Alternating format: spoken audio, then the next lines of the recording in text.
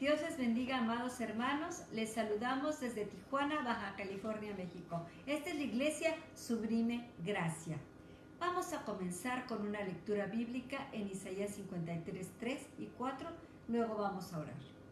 Dice la palabra de Dios: despreciado y desechado entre los hombres, varón de dolores, experimentado en quebranto, y como que escondimos de él el rostro, fue menospreciado y no lo estimamos. Ciertamente llevó él nuestras enfermedades y sufrió nuestros dolores, y nosotros le tuvimos por azotado, por herido de Dios y abatido. Mas él herido fue por nuestras rebeliones, molido por nuestros pecados, y el castigo de nuestra paz fue sobre él, y por sus llagas fuimos nosotros curados. Padre Celestial, en esta hora, Señor, levantamos hasta el trono de tu gracia a todos los enfermos en los hospitales, en las casas, los que están enfermos de COVID y los que no lo están, Señor. Te rogamos especialmente, Dios, por Alejandro Esquer, Señor, que está sufriendo de COVID, Señor, y por nuestro amado hermano Fidel Cruz, que también está sufriendo dolor, y te pedimos que le sanes milagrosamente en el nombre de Cristo, a él y a todos los que están en este momento sufriendo. Y a los que no te conozcan, Señor, te pedimos que les regales el don del arrepentimiento, porque escrito está en tu palabra que cualquiera que clamare a ti, tú lo oirás y lo salvarás y lo sanarás. Gracias, Padre Santo. Gracias. Gracias, creemos y damos la palabra que esta pandemia se termina en el nombre precioso de Cristo. Alabamos y bendecimos tu nombre y estamos contentos y agradecidos, Señor, porque te vas a manifestar poderosamente este mundo, Señor, porque solamente tú puedes cesar esta plaga. En el nombre de Jesús, gracias, Padre. Vamos a alabar al Señor. Aleluya, gloria a Cristo. Cristo, Cristo santo y ungido. Cristo, Cristo resucitado y ensalzado. A ti adoramos, Señor. A ti adoramos, Padre. Gracias, Cristo. Aleluya.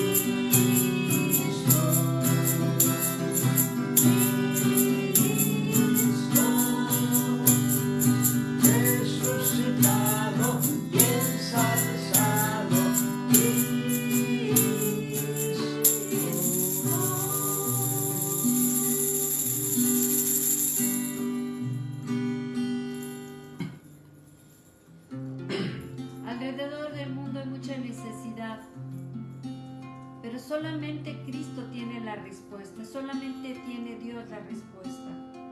Dice: sin mí nada podéis hacer. Fija tus ojos en Cristo. ¿Cuál es tu necesidad? Díselo.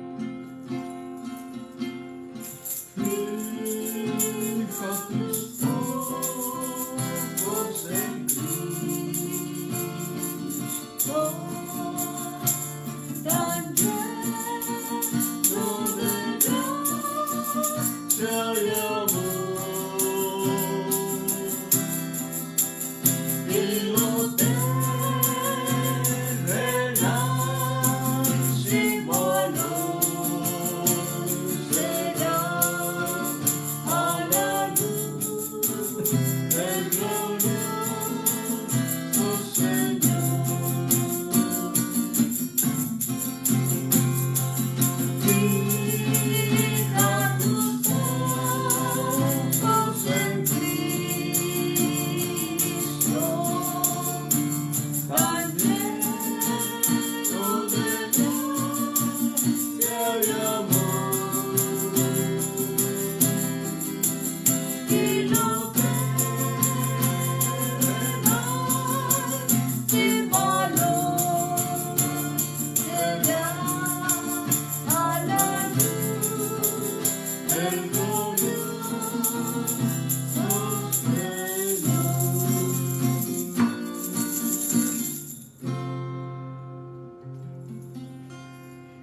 Transformando. Quizá tú te veas igual, pero si tú tienes a Cristo en tu corazón, Él está edificándote. Él cada día está poniendo algo nuevo de su carácter. Deja que te transforme. Abre tu Biblia. Solamente así puedes ser transformado. Dios sigue transformando. Dios sigue transformando.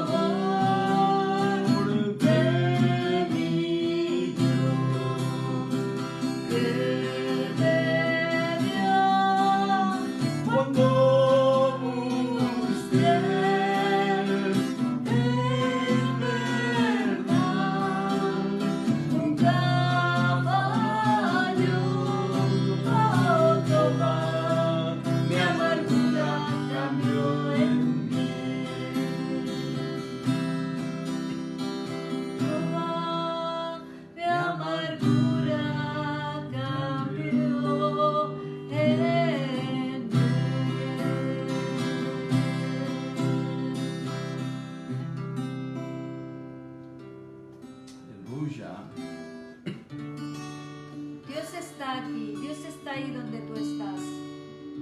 Alábale. Entra en el reposo de Dios. Confía, cesa de tu esfuerzo propio. Dios está aquí. Tan cierto como el aire que respiro. Tan cierto como en la mañana se levanta el sol.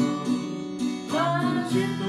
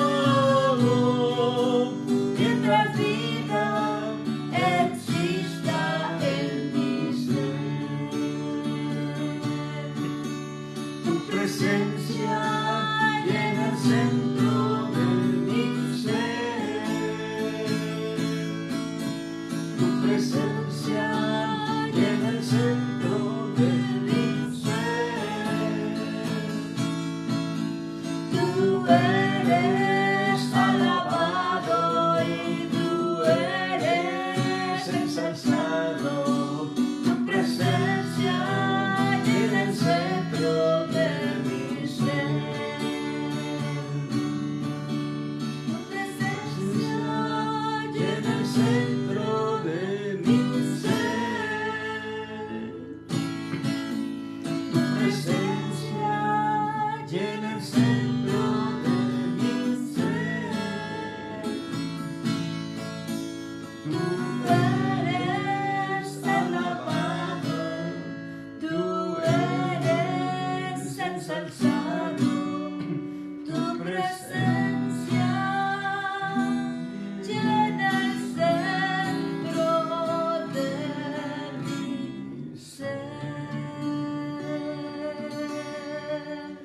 Te adoramos, oh Dios, te adoramos, Señor, y tu presencia, tu gloria baja en este lugar, tu presencia, oh Dios, baje hoy ahí, en cada hogar de nos visitar. Te adoramos, Señor, te adoramos, oh Señor. Tú eres alabado, tú eres ensalzado, tu presencia llena el centro de mi ser.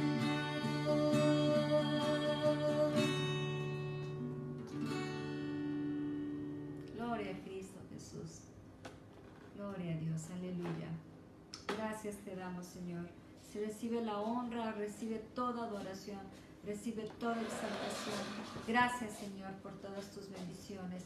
Gracias porque hasta aquí nos ha ayudado, Jehová.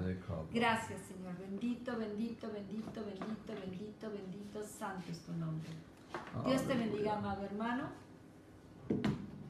Te invitamos a que te quedes todavía con nosotros. El pastor Santiago González tiene una palabra de edificación para tu vida.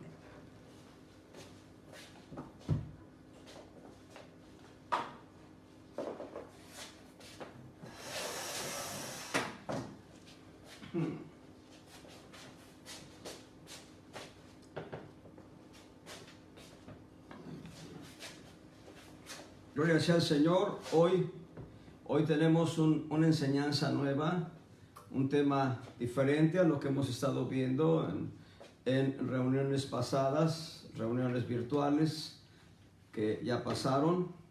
Y hoy quiero que veamos en 2 de Timoteo capítulo 3, versos 14 al 16 al 17. Quiero que veamos ese texto únicamente, esos versículos solamente, para aprender 7 diferentes beneficios que provienen de la Escritura, de la Sagrada Escritura, de la Palabra de Dios. 7 diferentes beneficios. ¿Para qué es útil? Aquí el apóstol Pablo presenta la Palabra de Dios como una herramienta. Y bueno, las herramientas son miles, no sé si cientos de miles, haya cientos de miles de herramientas, porque siempre dependerá de la actividad que la persona realice en el mundo, la herramienta o herramientas que deba utilizar. El mecánico no utiliza las mismas herramientas que el carpintero, y el carpintero no utiliza las mismas herramientas que el tapicero, y así en la ingeniería metalúrgica, etcétera, etcétera, etcétera. Hay muchas herramientas. Y bueno, hoy vamos a aprender qué nos provee esta herramienta que es la Sagrada Escritura, la Palabra de Dios. Debo decirles a manera de testimonio, bueno, cuando yo terminé mi carrera profesional y durante mi carrera profesional tuve que leer muchos libros, y esos libros pues solamente me sirvieron para darme una formación profesional de mi carrera. Y bueno, terminé la carrera y tuve que hacer una tesis profesional y tuve que leer muchos libros para poder elaborar mi tesis profesional y a partir de esa tesis profesional obtener un título. Y después me tuve que descongestionar de aquellas lecturas técnicas para leer relatos, novelas, cuentos. Bueno, esa fue mi terapia. Yo andaba lejos del camino del Señor en aquella época. Pero quiero establecer un paralelo. Todos los libros de texto que yo utilicé durante mi carrera profesional y aún después, cuando empecé a ejercer en mi profesión, solamente para eso me han servido. Pero es interesante advertir que la Escritura, la Biblia, la Palabra de Dios, tiene una multiforme manera de usarse, es una herramienta multiusos. Dice ahí 2 de Timoteo, capítulo 3, verso 14, hablando Timoteo a su hijo espiritual, hablando Pablo a su hijo espiritual Timoteo. Pablo le dice, empero persiste tú en lo que has aprendido y te persuadiste sabiendo de quién has aprendido. Allá en la primera epístola que Pablo le escribe a Timoteo, le va a recordar, y aquí está haciendo un énfasis de aquel mismo recordatorio, cuando le dice que él había aprendido de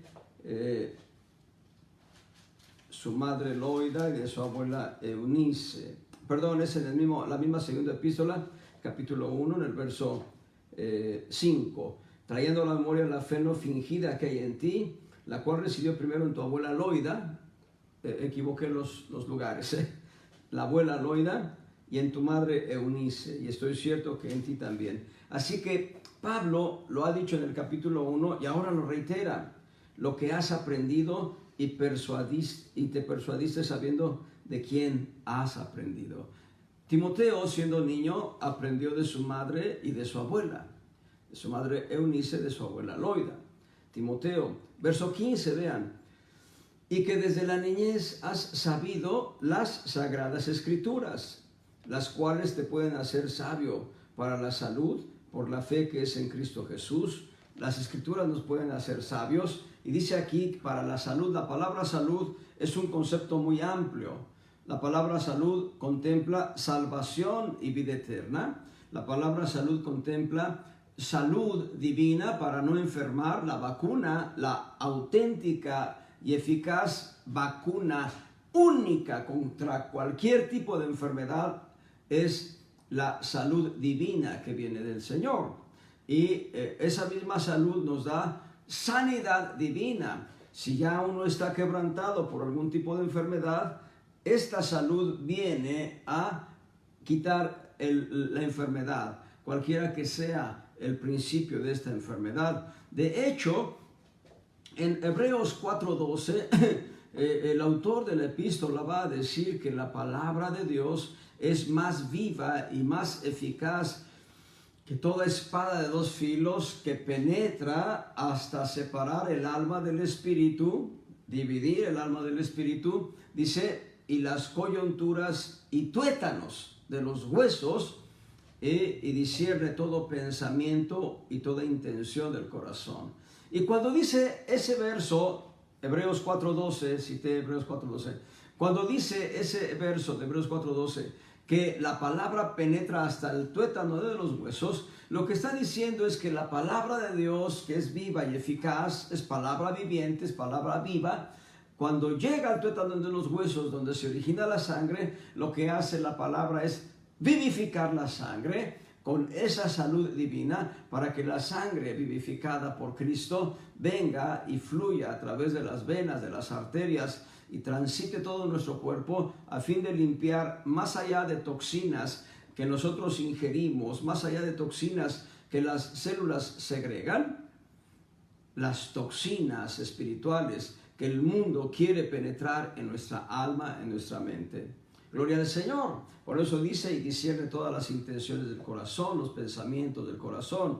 Regresando pues, entonces, la Escritura nos puede hacer sabios. Y todavía no empiezo, este no es el primer punto. Estamos en la introducción apenas. Dice, para toda salud por la fe que es en Cristo Jesús. Y ahora sí, en el verso 16, vamos a empezar a encontrar y a cuantificar los beneficios de la Escritura. Vamos a hacer una lectura corrida, los versos 16 y 17, y después nos vamos a detener en cada uno de los puntos que nos enseñan estos dos versículos. Dice, toda Escritura, nuevamente vuelve a lo que es la palabra de Dios. Toda Escritura es inspirada divinamente. Esa palabra inspirada divinamente nos habla de lo que es el soplo de vida de Dios, como lo dice Génesis 2, sopló en la nariz de aquel muñeco de barro, aliento, soplo de vidas, y fue el hombre en alma viviente.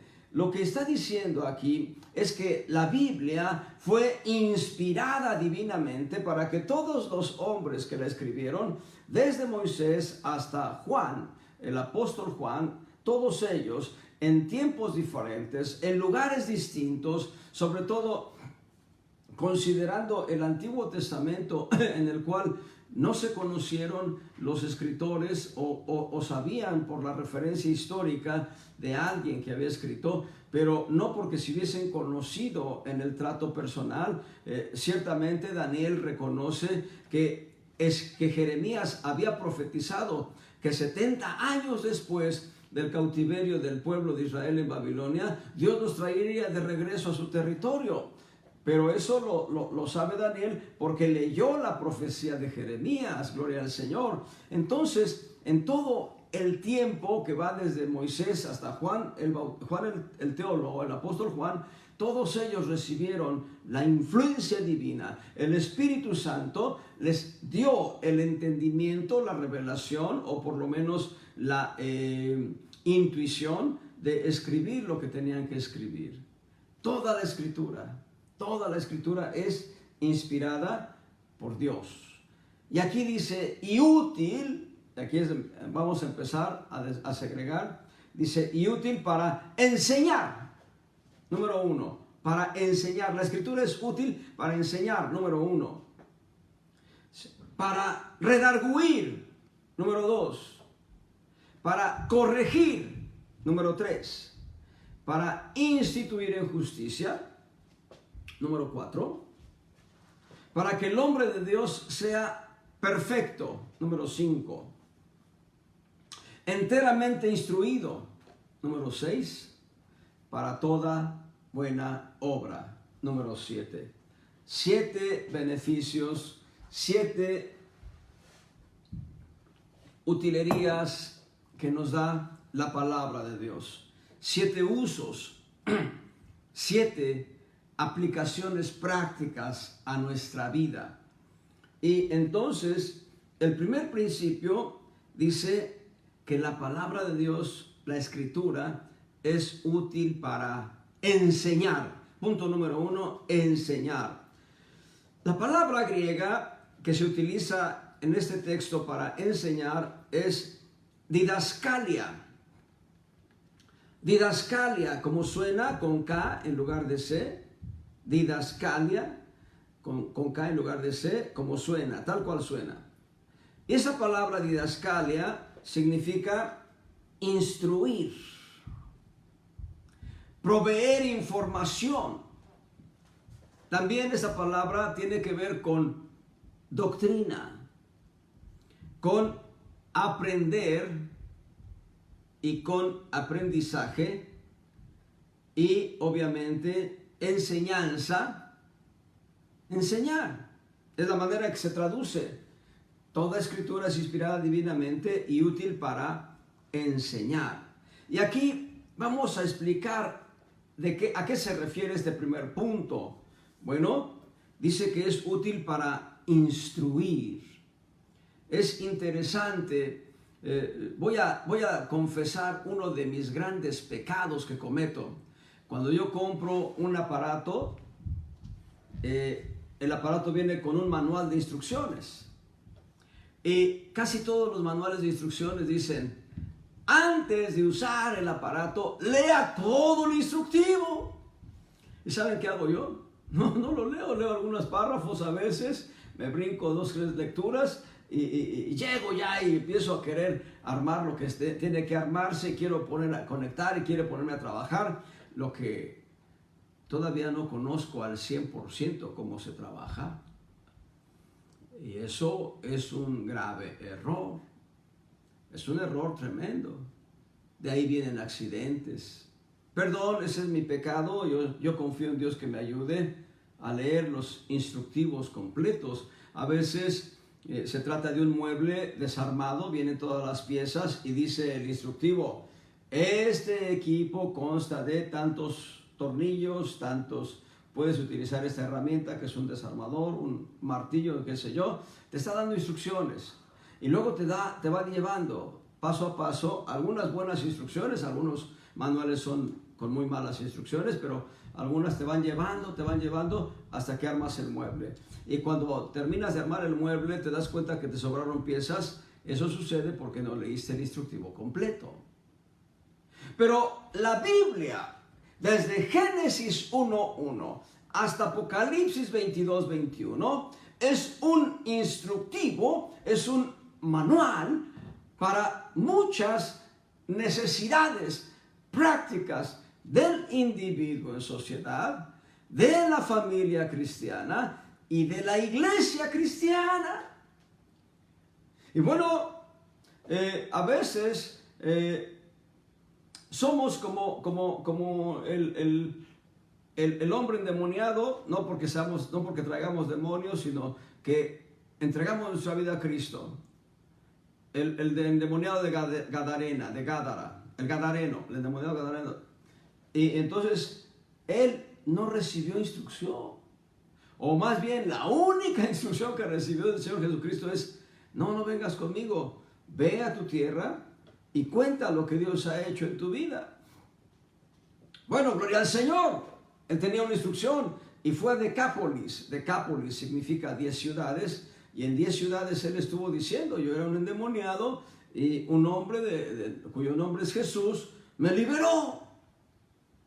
Pero ese evangelio queda corto cuando nosotros necesitamos edificar un edificio para morada de Dios en espíritu. Por tanto, la Escritura, desde el principio hasta el fin, de pasta a pasta, va a darnos un conjunto de instrucciones para nuestra vida personal.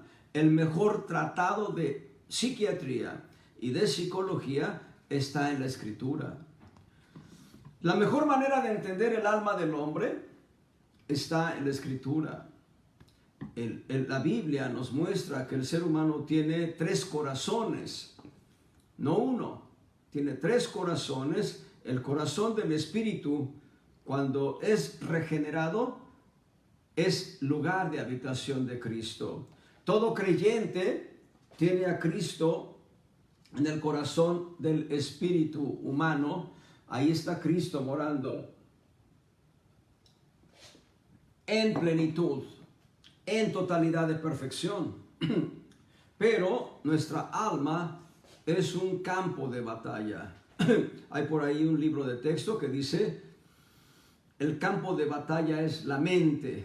La mente es parte del alma, es la psique en griego, y psique habla del alma y psique habla de la vida del alma. Entonces, la Escritura la necesitamos conocer por completo de principio a fin. Y lo primero que tenemos que hacer en cuanto a la Escritura es creerla. Creerla tal cual está escrita.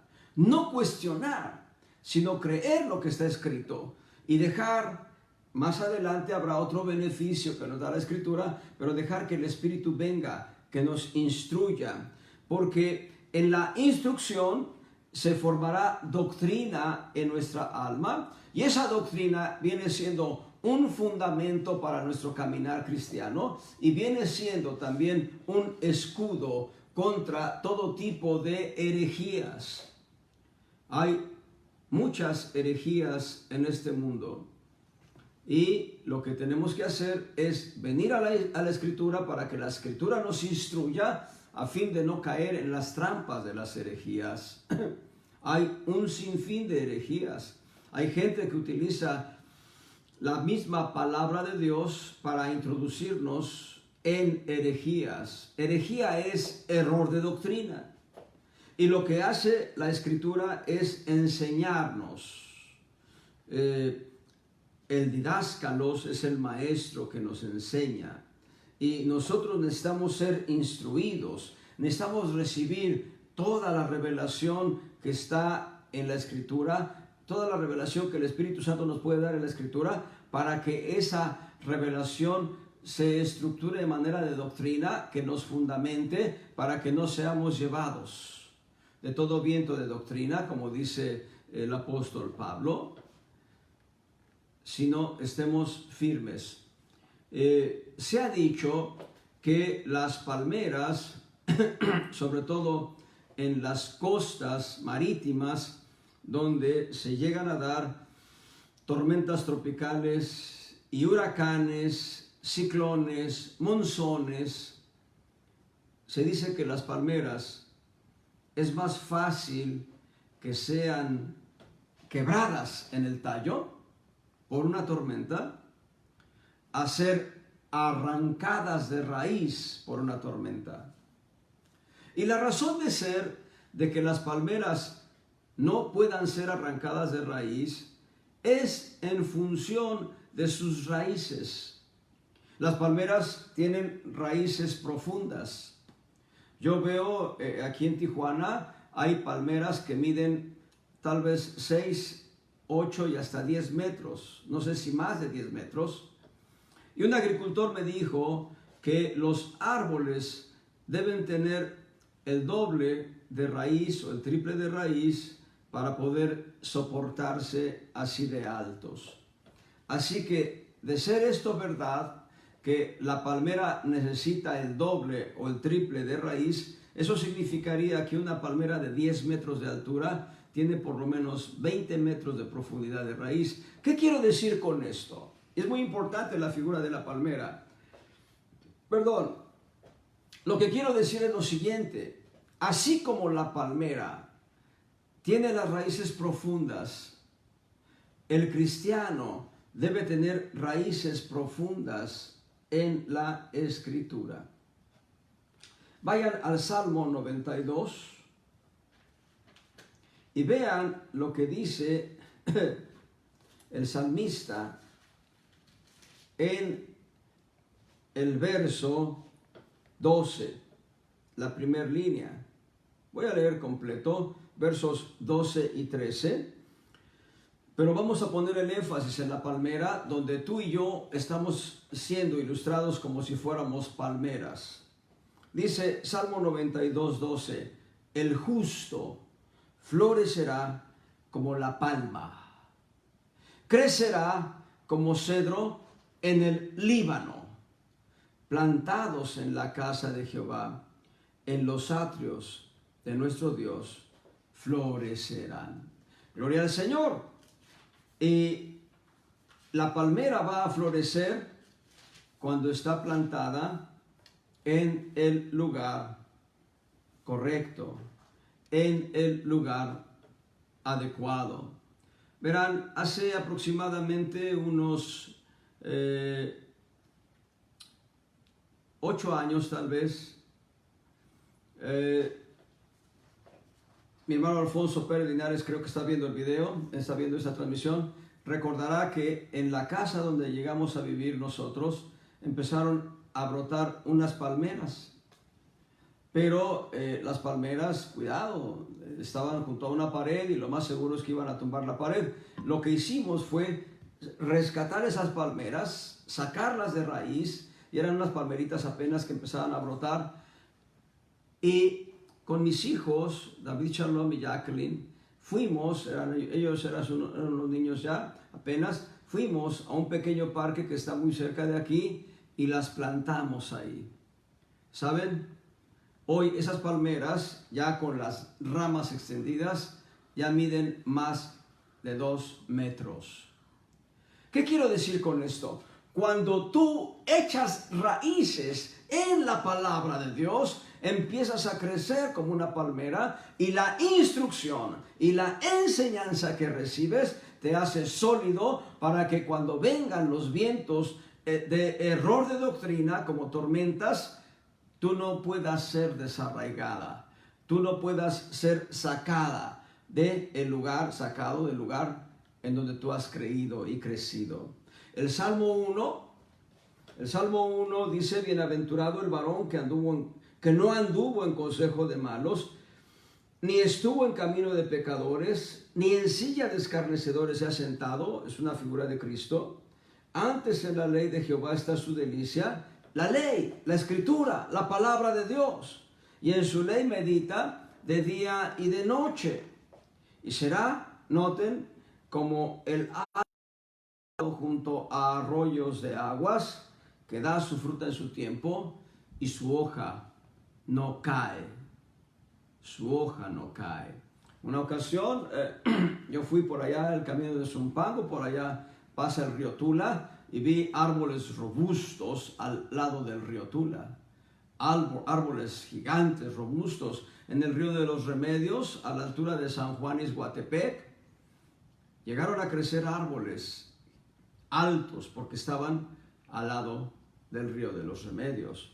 Muy bien. Entonces, la escritura, la Sagrada Escritura es útil para enseñar, para instruir, para proveer a nosotros los principios básicos de la fe en la que nosotros estamos creciendo, para dar a nosotros doctrina, para instituirnos en doctrina, para establecer esa doctrina como un escudo, como un fundamento, para que nosotros aprendamos a defendernos de los ataques del error de doctrina, de las herejías, para que seamos enseñados. Punto número 2, regresamos a 2 de Timoteo, capítulo 3, verso 16, y dice que la escritura, además de ser útil para enseñar, es útil para redarguir. La palabra redarguir tiene que ver con poner a prueba, pero también tiene que ver con crear convicción, poner evidencia de que algo puede estar chueco, volver a probar e incluso reprobar. Eso significa esta palabra redarguir en el texto original, electos, elecchos, E-L-E-G-C-H-O-S. E-L-G-C-H-O-S. Aunque se escribe elecchos, se pronuncia elecos. Muy bien. Redarguir, probar. Bueno, lo que hace el Espíritu Santo es venir a redarguir. Ahí en Juan 16, verso 7 y 8. Juan 16, versos 7 y 8 dice, empero yo os digo la verdad. Os es necesario que yo vaya, que Cristo fuese al Padre. Porque si yo no fuese, si Cristo no fuese al Padre, el Consolador no vendría a vosotros, el Espíritu Santo. Mas si yo fuere, os le enviaré. Y cuando Él viniere, cuando el Consolador viniere, redarguirá al mundo de pecado y de justicia y de juicio. Verso 9, de pecado ciertamente por cuanto no creen en mí. Verso 10, y de justicia por cuanto voy al Padre y no me veréis más. Verso 11, y de juicio por cuanto el príncipe de este mundo es juzgado. La palabra de Dios junto con el Espíritu Santo, en armonía, palabra y espíritu, redarguyen nuestro ser. Yo recibí convicción de que necesitaba de Dios. Un lunes, si mal no recuerdo, era 25 de agosto de 1987. En esa ocasión, hace ya 33 años, con 2 meses, una palabra vino a mi corazón Dios hablándome, pasaba yo a la iglesia. No voy a discutir todo el diálogo, solamente les digo, fui a la iglesia después de un diálogo prolongado, fui a la iglesia, el pastor oró por mí y fue quitada de mí una gran losa que pesaba en mi alma. Y entonces, ese lunes yo regresé a casa ya en la noche y busqué y desempolvé una de las Biblias que mi padre me había regalado. Me regaló una Biblia cuando terminé la preparatoria, me regaló una Biblia cuando me titulé. Y bueno, encontré esa Biblia, una versión Reina Valera 1960. Y empecé a leer la Biblia esa noche, desde Génesis. Empecé a leer, todas las noches. Y yo he dicho esto antes, yo leía la Biblia, pero la Biblia me leía a mí. Ciertamente el Espíritu Santo me redarguyó para que fuera a la iglesia, pero en el momento en que abrí la Escritura empezó a hablarme, la Escritura empezó a mostrarme muchas verdades espirituales. Leí la Biblia completa, no sé cuánto tiempo tardé. El tiempo que haya tardado, yo leí la Biblia completa y la Biblia me hablaba. La Biblia me leía y me redarguía para corregir mi conducta. La Biblia me daba convicción de pecado, de justicia y de juicio, como lo hace el Espíritu Santo, y también me ponía en evidencia donde yo estaba caminando mal. Por ejemplo, cuando yo me iba a acostar, cuando yo caminaba sin Cristo, siempre me llevaba un expediente para estudiar en la cama, hacer anotaciones del expediente, me llevaba mis libros para consultar mis libros y ya, a dormir. Pero cuando empecé a leer la Biblia, entonces yo me iba a la cama, me llevaba un expediente, me llevaba un libro y me llevaba la Biblia. Terminé de ver mi expediente, hacía una pausa, leía una parte del libro y después la Biblia. ¿Qué fue lo que el Señor me mostró? Que debía dejar a un lado el expediente y los libros, aun cuando fueran libros cristianos, y me enfocara en la Escritura. Y la Escritura me ha enseñado, a lo largo de estos 33 años, la Escritura me ha enseñado y me sigue enseñando. Y el día que yo me vaya con Cristo, no habrá terminado mi instrucción, porque entonces, allá en la presencia de Dios, veremos lo que no vimos en la Escritura. Entenderemos lo que no entendimos en esta tierra. Percibiremos la gloria de Dios tal cual es y no la imaginaremos ya. Y viviremos en un ambiente diferente, pero la Escritura nos da convicción, nos da evidencia, nos prueba y nos vuelve a probar y nos vuelve a probar y nos vuelve a probar hasta que aprobemos. Es la bendición de la Escritura. Y les digo algo más a propósito de lo que es enseñar y redarguir, los dos puntos. Les digo algo. Si tú vas a la escuela, cualquier nivel de escuela, primaria, secundaria, desde preescolar, y la universidad, qué sé yo. Bueno, tú vas a tener 1 o 2 o 3 oportunidades de examen. Pero si repruebas en la primera oportunidad, el segundo examen va a ser más severo. Y si finalmente no apruebas en el tercer examen, te van a mandar a que repitas la materia. Lo que hace Dios es darnos, fíjense bien, darnos la prueba y darnos el acordeón para resolver la prueba. ¿Cómo lo hace? Con la Escritura. Con la Escritura. No os ha tomado tentación sino humana, mas fiel es Dios, el cual dará junto con la tentación la salida. Dios nos da la prueba y Dios nos da el acordeón. Y nos dice, resuélvelo. Pero pues a veces algunos somos medio cabezas duras y no queremos resolver el conflicto. Pero para eso es la Escritura, para redarguirnos, para convencernos, para crear en nuestro corazón convicción de pecado cuando estamos pecando. Y si es prueba, para darnos los elementos con los cuales debemos aprobar. Para eso es la Escritura. En un examen de cualquier tipo de escuela, tú no debes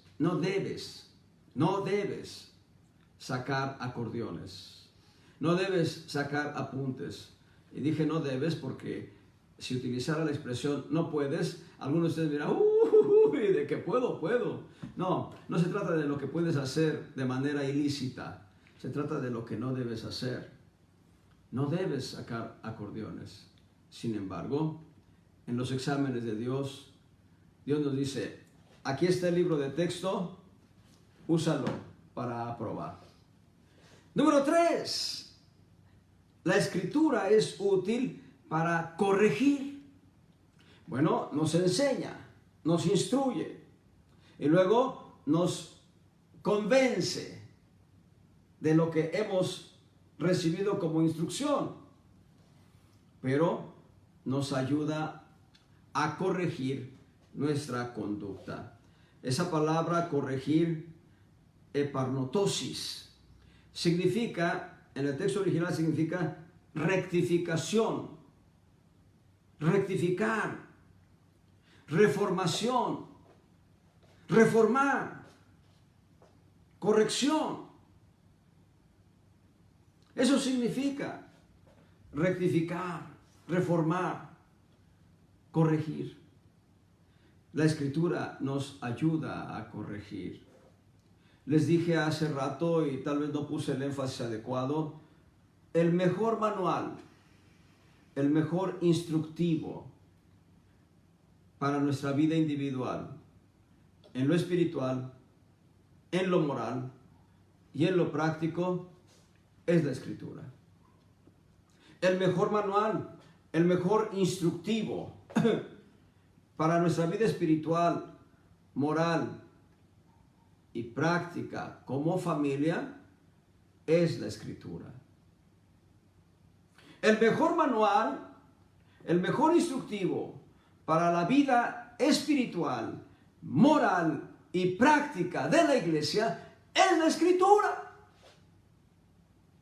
Por tanto, si este es el mejor instructivo que nos da la información adecuada y que nos da la convicción correcta, nos permite en un momento dado corregir lo que está chueco, corregir lo que no está edificándose correctamente, corregir a tiempo y aún antes, aún a destiempo, pero corregir y corregir correctamente. Es muy importante esta palabra. La Escritura nos ayuda a corregir. Es probable que nosotros cometamos errores en nuestro caminar cristiano,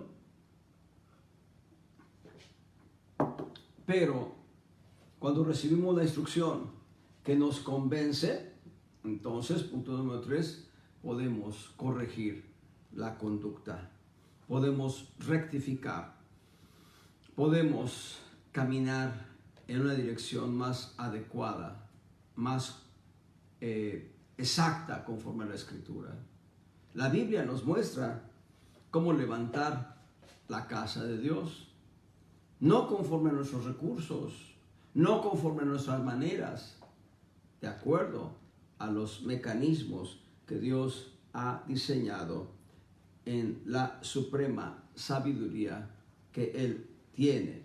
Así que vemos hasta aquí 3 principios. Vamos a continuar todavía, pero para tener un golpe más al clavo, un golpe que remache el clavo en su corazón, la Escritura es útil para enseñar, para redarguir y para corregir. La primera palabra que es enseñar es para establecer doctrina en nosotros, proveer instrucción que nos dé una base sólida de crecimiento a fin de ser de tener un escudo contra el error de doctrina, para redarguir o para tener convicción, ¿sí?, de aquello donde podemos estar caminando mal. Y 3, para corregir, para rectificar, para reformar lo que está mal. Número 4, para instituir en justicia. Instituir en justicia. La palabra instituir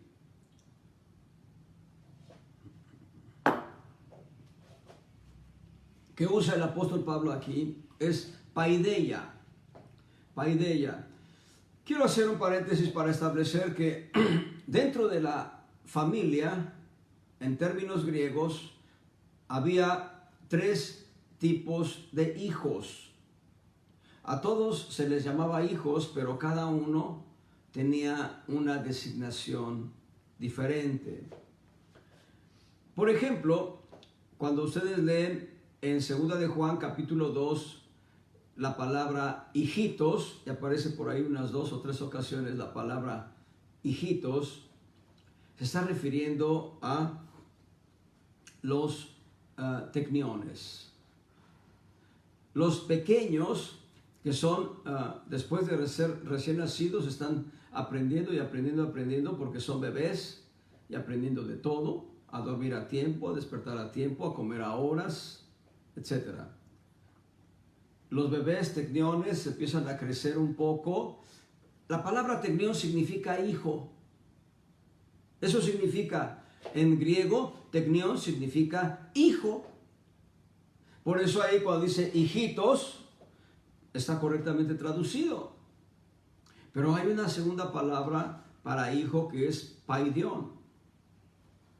La palabra paidión se traduce hijo, tecnión se traduce hijo, paidión se traduce hijo. Entonces dicen unos, ay, esos griegos se la complicaban. Pues no, nosotros que hablamos castellano la complicamos todo.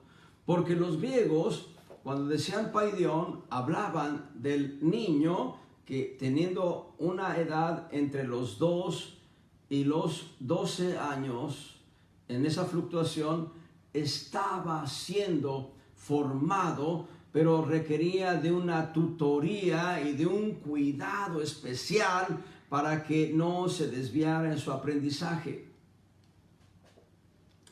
Esa palabra, instituir, paideia, significa tutoría, significa educación, entrenamiento, corrección disciplinaria, castigar, castigo, instrucción. Y vaya que cuando yo era un chaval de 8 o 10 años, yo hacía algo indebido y mi mamá me daba con la vara, mi papá me daba con el cinto para corregirme, pero era porque me estaban instituyendo en justicia. Lo que yo no entendía en aquella época, lo he venido a entender muchos años después. Mis padres me estaban instituyendo en justicia con la vara en la espalda. Nosotros debemos ser instituidos en justicia. La palabra justicia, aquí, dikaiosune, significa equidad. Equidad.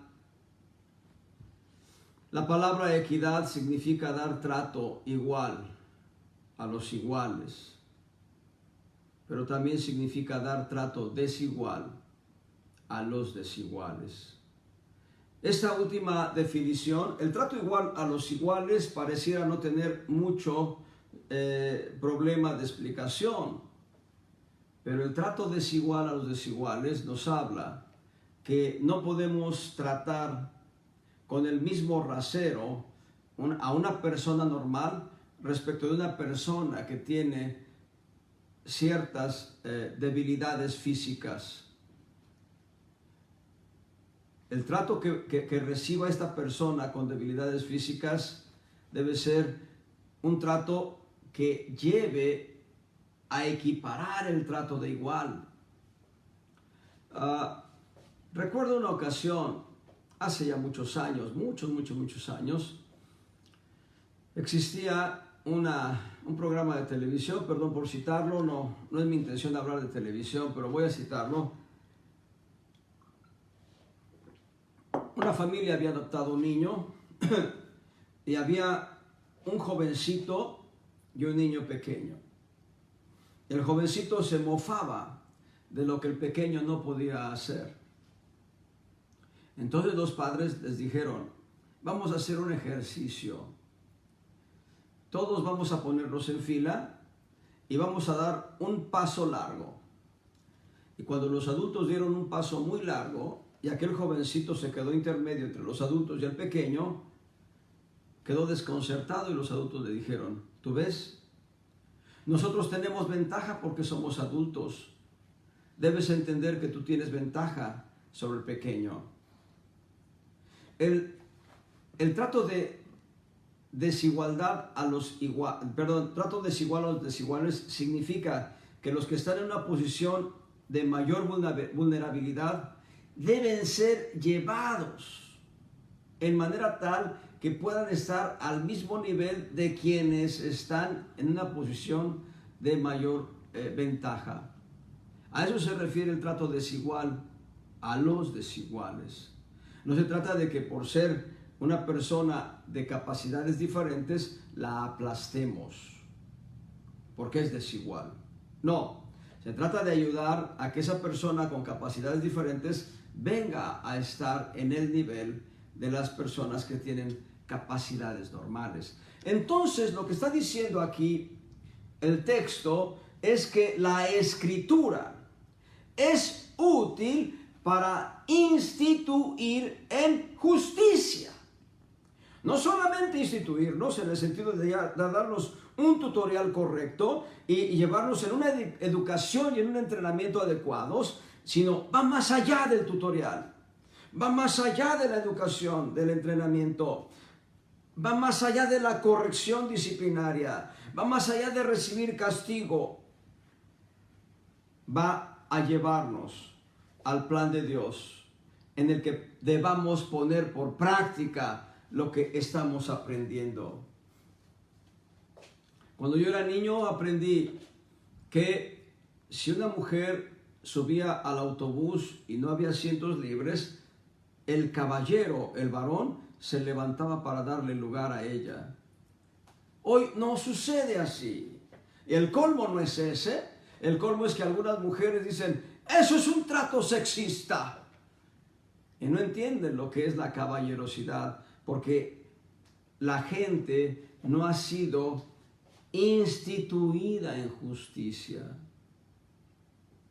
Cuán importante es que seamos instituidos en justicia, además de ser enseñados y ser redarguidos y ser corregidos, ser instituidos en justicia. Que la Escritura se vuelva nuestro tutor, que la Escritura se vuelva nuestra sombra que nos guíe. Una ocasión escuché de una hermana en Cristo que había puesto a su hija una sombra en la escuela, y cuando escuché eso no entendí. Después me explicaron que era una persona que ejercía una labor tutorial con esa pequeña en la escuela, donde iba la pequeña, iba la tutora, cuidando, sobre todo en la parte relativa a sus clases. Bueno, la Escritura está diseñada para ser un tutor nuestro donde quiera que vamos, a fin de que seamos instituidos en justicia, a fin de que el carácter de Cristo se manifieste.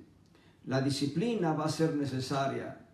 Se cuenta una historia allá en la administración de Ernesto Zedillo Ponce de León.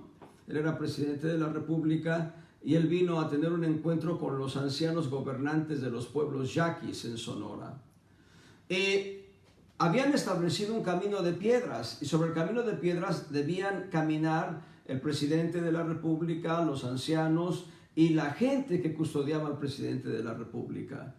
Se dice que algunos custodios, algunos guardaespaldas del presidente de la República simple y sencillamente brincaron las piedras, y lo que hicieron los indígenas yaquis era golpearles con el canto del machete en las piernas a aquellos guardaespaldas para que se metieran al camino de piedra. Eso es lo que hace la Escritura siendo tutor nuestro. cuando nosotros nos salimos. Les quedo en deuda, vamos a leer, hoy no, ya, Hebreos 12, por favor, me lo recuerdan. Vamos a leer Hebreos 12, verso 13. Eso lo veremos la próxima semana. Dios les bendiga abundantemente.